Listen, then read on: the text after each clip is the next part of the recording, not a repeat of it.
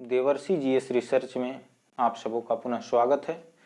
दोस्तों, जैसा कि हम पढ़ रहे हैं संविधान, भारत की राज्य व्यवस्था, आप सबों के बीच आज की हमारी ये तीसरी क्लास है।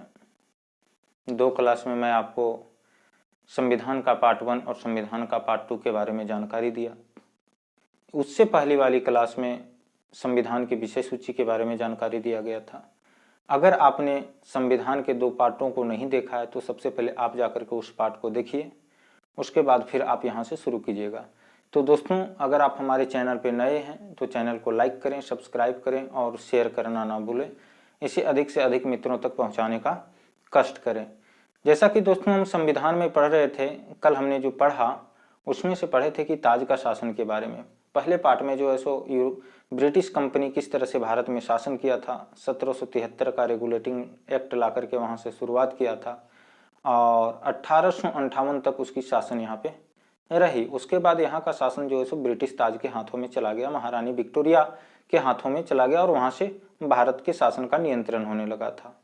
तो दोस्तों, हम इसे 2 पार्ट में पढ़ रहे हैं। पहला पार्ट में हम जो है सो कंपनी के शासन को पढ़ें और उसके बाद दूसरे पार्ट में हम ताज के शासन को पढ़ें। तो आइए आज हम जानते हैं कि ताज के शासन में कल की क्लास में हम क्या पढ़े थे, उसका एक बार रिवीजन कर लेते हैं। तो जैसा कि 1858 का अधिनियम में आप कल की क्लास में पढ़ चुके हैं कि भारत का शासन महारानी विक्टोरिया के हाथ में चला गया और भारत में गवर्नर जनरल के पद का नाम बदल करके भारत का वायसराय कर दिया गया। तो आइए हम देखते हैं कि कल हम कौन कौन से एक्ट के बारे में पढ़ चुके थे।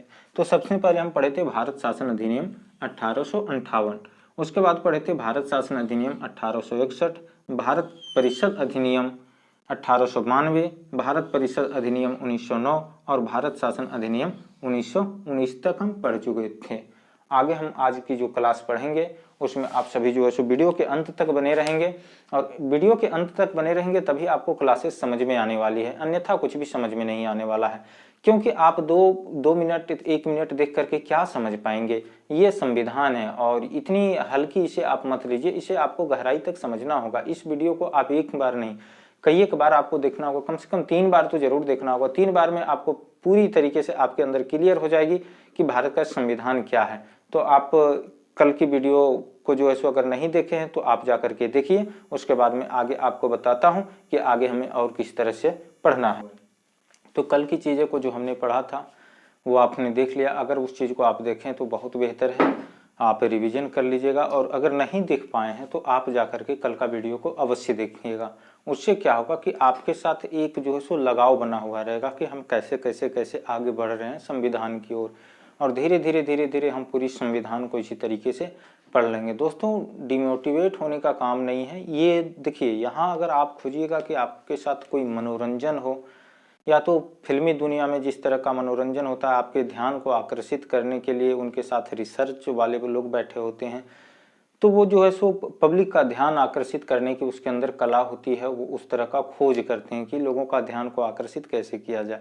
इसमें क्या है, आपको सेल्फ काम करना होगा, अपने ऊपर काम करना होगा। क्योंकि देखिए, पढ़ाई में मन किसी का नहीं लगता है, चाहे वो कितना ही तेज स्टूडेंट ब्रिलियंट क्यों ना हो, पढ़ाई में मन नहीं लगता है। पढ़ाई में मन को लगाना पड़ता है।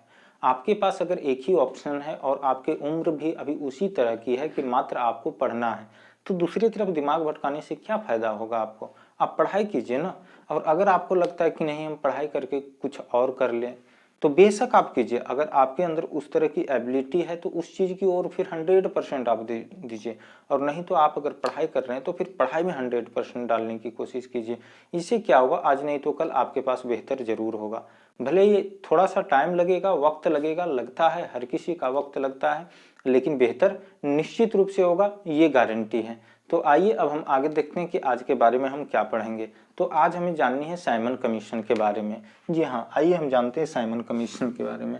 साइमन आयोग 1927 में ब्रिटिश सरकार द्वारा सर जॉन साइमन के नेतृत्व में, ये नाम को आप याद रखेंगे दोस्तों, सर जॉन साइमन के नेतृत्व में 7 सदस्यीय वैधानिक आयोग का गठन किया गया। किसके नेतृत्व में? सर जॉन साइमन के नेतृत्व में साइमन आयोग 1927 में, जिसका कार्य भारत शासन अधिनियम 1919 के क्रियान्वयन की जांच करना था। सर जॉन साइमन के नेतृत्व में साइमन आयोग का गठन किया गया, जिसमें 7 सदस्य थे और उनका काम क्या था? 1919 के अधिनियम की जांच करना था। जी हाँ, कि किस तरह से उसे क्रियान्वयन किया गया। आयोग के सभी सदस्य अंग्रेज थे, अधिकांश सभी सदस्य इसके क्या थे, अंग्रेज थे। देखिए इसी कारण यहाँ विरोध हुआ, अधिकांश भारतीयों द्वारा इसका विरोध किया गया। क्यों किया गया? प्रांतों में द्वैध शासन समाप्त कर उन्हें स्वायत्तता प्रदान करना, राज्यों में सरकारों का विस्तार किया जाना, सशक्त संघ की स्थापना करना, सांप्रदायिक निर्वाचन व्यवस्था को जारी रखा जाए। जिसके ये जो सबसे मेन पॉइंट है कि भाई हम भारतीय हैं, हम आपके साथ हैं, आप हमारे यहाँ कानून लागू कर रहे हैं, तो हम फिर क्यों नहीं है उसमें, हमें भी तो शामिल होने दीजिए। लेकिन नहीं, उसमें सारे सदस्य अंग्रेज थे, जिसके कारण इसका विरोध बहुत तेजी से उभरा और ज्यादा विस्तार से हम इसे आधुनिक भारत के इतिहास में पढ़ेंगे। तो दोस्तों आप इसे नोट कीजिएगा। तो 1919 का अधिनियम आपने नोट कर लिया होगा और अब हम देखेंगे 1935 का अधिनियम। जी हाँ दोस्तों, 1919 और 1935, 1947 ये 3 अधिनियम आपके मुंह पे होना चाहिए। अगर आप एग्जाम की तैयारी कर रहे हैं, सच में एग्जाम की तैयारी कर रहे हैं, तो ये 3 अधिनियम आपके मुंह पे होना चाहिए। आप जिस एग्जाम की तैयारी कर रहे हैं उसके प्रीवियस ईयर्स का एक बार आप क्वेश्चन देखिए। वैसे आपको पढ़ाई के बारे में पता नहीं चलेगा कि आप संविधान में क्या पढ़ रहे हैं, नहीं पढ़ रहे हैं, सही वे में आप पढ़ रहे हैं या नहीं पढ़ रहे हैं, इसकी जानकारी आपको प्रीवियस ईयर्स क्वेश्चन से मिलेगा। आप जिस एग्जाम की तैयारी कर रहे हैं उसके 2-4-5 साल के आप जाकर के क्वेश्चन को देखिए कि संविधान में अगर सवाल आते हैं तो कहाँ से आते हैं। आपके लिए ये 3 अधिनियम बहुत महत्वपूर्ण है और ये 3 अधिनियम आपकी रीढ़ की हड्डी की काम करेगी एग्जाम के लिए। तो आप जरूर चेक कीजिएगा, तब आपको पता चलेगा कि आपको इस प्लेटफॉर्म के माध्यम से बेहतर कंटेंट मिल पा रहा है या नहीं मिल पा रहा है। आप कमेंट हमें अवश्य कीजिएगा। अगर आपको बेहतर कंटेंट नहीं मिल पा रहा होगा उसके बारे में भी आप मुझे बता सकते हैं। लेकिन मैं उम्मीद करता हूं कि इससे बाहर आपके कोई क्वेश्चन, कोई सवाल नहीं पूछे जाएंगे।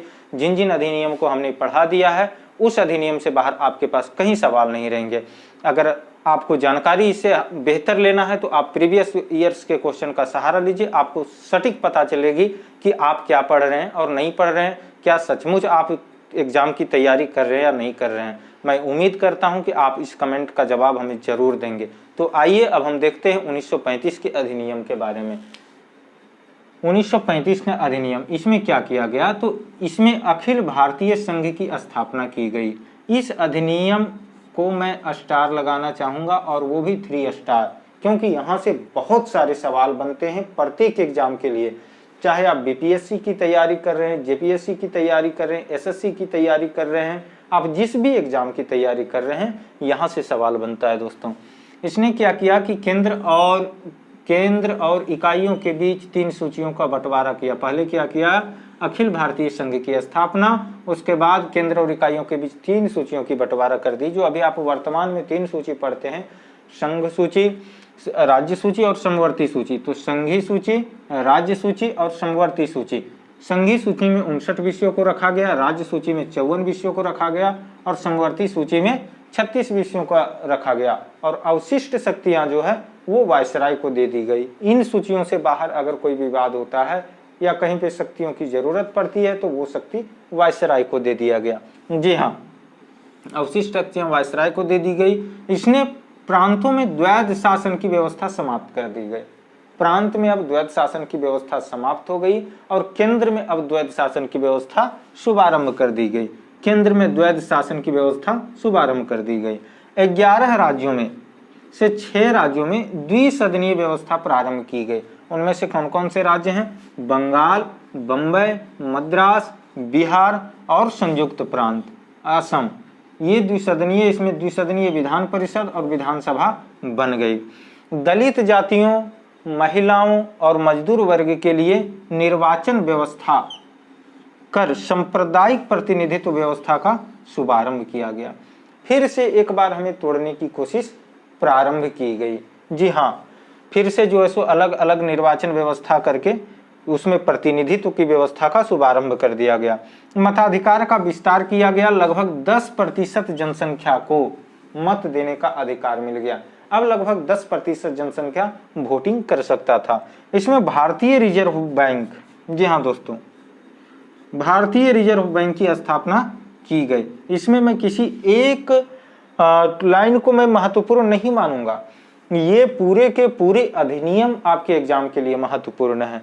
भारतीय रिजर्व बैंक की स्थापना की गई। देखिए बार बार यहाँ से सवाल आते हैं। संघीय लोक सेवा आयोग की स्थापना, प्रांतों में प्रांतीय सेवा आयोग की स्थापना और 2 या 2 से अधिक राज्यों के लिए संयुक्त सेवा आयोग की स्थापना। दोस्तों मैं समझ सकता हूं कि लिखने में भी आपको कठिनाई होती होगी, लेकिन सबसे बड़ी चीज है कि मैं आपको लाइन बाय लाइन भी पढ़ के बता देता हूं। जी हाँ, प्रत्येक लाइन को मैं पढ़ता जाता हूं। अगर आपका ध्यान इधर से उधर भटका हुआ रहेगा तब आप नहीं समझ पाएंगे। अगर आपका ध्यान कंसंट्रेट बोर्ड पे रहेगा, हम जो बोल रहे हैं हमारी बातों पे रहेगी, तो आप बिल्कुल लिखते चले जाएंगे। मैं मानता हूं कि थोड़ा सा राइटिंग जो है सो छोटा छोटा है, जिससे आपको समस्या होती होगी, लेकिन मैं साथ में पढ़ता भी जाता हूं, तो इससे तो आपको समस्या नहीं होनी चाहिए। तो आप इसे नोट कीजिए, और अगर नहीं समझ में आवे तो वीडियो को बैक कीजिए, फिर रुकिए, फिर लिखिए, तो आप इसे नोट कीजिएगा दोस्तों। तो दोस्तों आपने 1935 के अधिनियम को लिख लिया होगा, और अब हम देखते हैं कि भारत स्वतंत्रता अधिनियम 1947, इसने भारत में ब्रिटिश राज समाप्त कर 15 अगस्त 1947, ये हमारे लिए सौभाग्य का दिन है, और ये दिन आज भी सुनहरे अक्षरों में लिखा जाता है, आगे भी सुनहरे अक्षरों में लिखा जाएगा। जी हाँ, 1947 को इसे स्वतंत्र और संप्रभु राष्ट्र घोषित कर दिया गया। भारत का विभाजन कर 2 स्वतंत्र डोमिनियनों, संप्रभु राष्ट्र भारत और पाकिस्तान का सृजन किया। हमारे सोने की चिड़िया को 2 भागों में काट करके बांट दिया गया। खुशी थी, लेकिन खुशी के साथ हमारे साथ एक बहुत बड़ा गम भी दे गया। जी हाँ, भारत और पाकिस्तान को 2 अलग अलग प्रांतों में विभाजन कर 2 अलग अलग देश बना दिए गए। हमारा एक सुंदर सा नक्शा को तोड़ दिया गया बीच में। वायसराय का पद समाप्त कर दोनों डोमिनियनों में गवर्नर जनरल का पद का सृजन किया। वायसराय की पद यहाँ से समाप्त हो जाती है और गवर्नर जनरल पद का सृजन किया गया, जिसकी नियुक्ति नए राष्ट्र की कैबिनेट की सिफारिश ब्रिटेन के ताज को करनी थी। इसकी नियुक्ति कौन करेगी? ब्रिटेन के ताज। दोनों डोमिनियनों राज्यों संविधान सभाओं को अपने देशों का संविधान बनाने और उसके लिए किसी भी देश के संविधान को अपनाने की शक्ति दे दी गई। दोनों डोमिनियन भारत और पाकिस्तान को अपना संविधान बनाने और किसी भी देश का संविधान को वो अपना सकते थे। इसकी शक्ति जो है सो 1947 स्वतंत्रता अधिनियम में दिया गया। ब्रिटेन में भारत सचिव पद को समाप्त कर दिया गया और इसकी सभी अस्थायी शक्तियां राष्ट्रमंडल मामलों के राज्य सचिव को स्थानांतरित कर दी गई। 15 अगस्त 1947 से भारतीय रियासतों पर ब्रिटिश संप्रभुता की भी समाप्ति की घोषणा कर दी गई। तो दोस्तों ये हमारा था भारतीय स्वतंत्रता अधिनियम 1947। इसको आप नोट कीजिए, फिर और बातें करते हैं कि भारतीय स्वतंत्रता अधिनियम 1947 में क्या था। ये और हम देखते हैं कि और भारत की स्वतंत्रता अधिनियम 1947 में क्या है। तो इसने क्या किया कि ब्रिटिश शासक के विधेयकों पर मताधिकार और उन्हें स्वीकृत करने के अधिकार से वंचित कर दिया। जी हाँ, लेकिन ब्रिटिश शासक के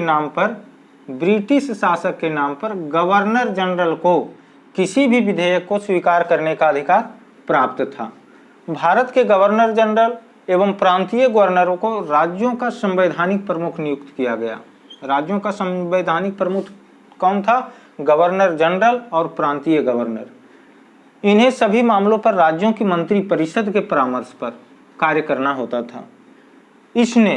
किसने? भारतीय स्वतंत्रता अधिनियम 1947 ने क्या किया? शाही उपाधि भारत का सम्राट पद को समाप्त कर दिया गया। भारत के राज्य सचिव द्वारा सिविल सेवा में नियुक्तियां करना, किनके द्वारा? राज्य सचिव के द्वारा नियुक्तियां करने और पदों में आरक्षण करने की प्रणाली को समाप्त कर दिया गया। पहले जो है सो सिविल सेवा में नियुक्ति और उसके पद में आरक्षण जो है भारत सचिव के द्वारा ही किया जाता था, जिसे स्वतंत्रता अधिनियम 1947 में समाप्त कर दिया गया। 14-15 अगस्त 1947 की मध्यरात्रि को भारत में ब्रिटिश शासन का अंत होता है। जी हाँ दोस्तों, लॉर्ड माउंटबेटन भारत के गवर्नर जनरल बने, पहले भारत के, आज़ाद भारत के गवर्नर जनरल कौन बने? Lord Mountbatten. और जवाहरलाल नेहरू भारत के पहले प्रधानमंत्री बने। 1946 में जो संविधान सभा बनी थी वही भारतीय डोमिनियन की सांसद के रूप में स्वीकार कर लिया। जी हाँ दोस्तों, तो ये हमारा था भारतीय स्वतंत्रता अधिनियम 1947। अब हम इसमें देखते हैं कि 1946 में जो अंतरिम सरकार बनी थी किसको किस कार्य के लिए सौंपा गया था वो देखेंगे। फिर जो है सो नए भारत में, आज़ाद भारत में किनको कौन सा मंत्रिमंडल मिला वो देखेंगे। तब तक के लिए आप इसे नोट कीजिएगा। तो दोस्तों अब हम देखते हैं कि 1947 के स्वतंत्रता अधिनियम से पहले जो अंतरिम सरकार की गठन 1946 में हुई थी उसके बारे में जानते हैं कि कौन कौन से विभाग को देख रहे थे। जी हाँ, तो पहला है जवाहरलाल नेहरू जो राष्ट्रमंडल संबंध तथा विदेशी मामलों की देखरेख कर रहे थे। दूसरा है सरदार वल्लभ भाई पटेल जिन्होंने गृह सूचना एवं प्रसारण विभाग को देख रहे थे। उसके बाद है डॉक्टर राजेंद्र प्रसाद जो खाद्य एवं कृषि विभाग को देख रहे थे। चौथा है जॉन मथाई जो उद्योग एवं नागरिक आपूर्ति को देख रहे थे। पांचवा है जगजीवन राम जो श्रम मंत्री थे। छठा है सरदार बलदेव सिंह जो रक्षा मंत्री थे। सातवां है C.H. भाभा कार्य खान एवं ऊर्जा मंत्री, इनको बनाया गया था। आठवां है लियाकत अली खां जो वित्त मंत्री थे। नौवां है अब्दुल रब निस्तार, ये डाक एवं वायु विभाग को देख रहे थे। 10वां है आसफ अली जो रेलवे एवं परिवहन को देख रहे थे। तथा 11 है सी राजगोपालाचारी जो शिक्षा एवं कला को देख रहे थे।